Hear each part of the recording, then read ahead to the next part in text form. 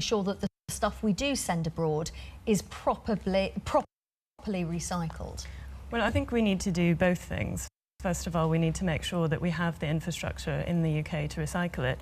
And second of all, we need to make sure that what we're sending abroad is actually recyclable material and doesn't contain the contaminants. The reason that the stuff that we send abroad is often not entirely recycled is because they're not playing on a level playing field with the domestic reprocessors.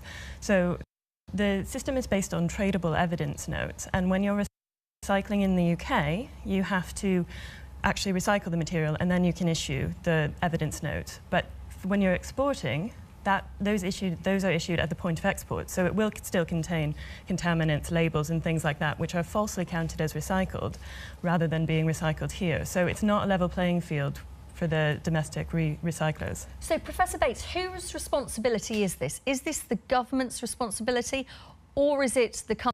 We've been playing catch-up. You're nodding, Mary.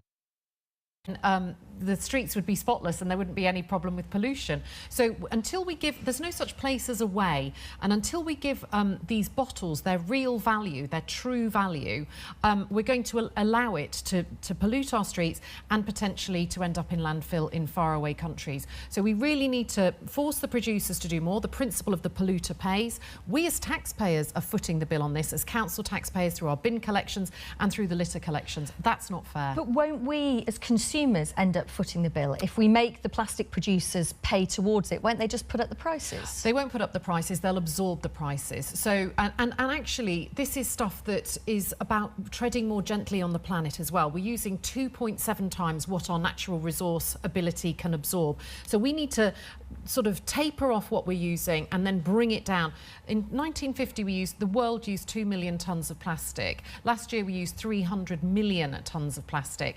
When we throw it away, there's no such place as a way. So we have to reduce the amount we use and then get into using more recycled products and more reusable products. Libby, do you think the answer is, you know, I remember as a kid you used to take your glass bottles back, didn't you, and you used to get money for it. Is that what we should be doing with recycling, to force people to recycle? I think in the first instance you need to make producers more responsible for what they put on the market.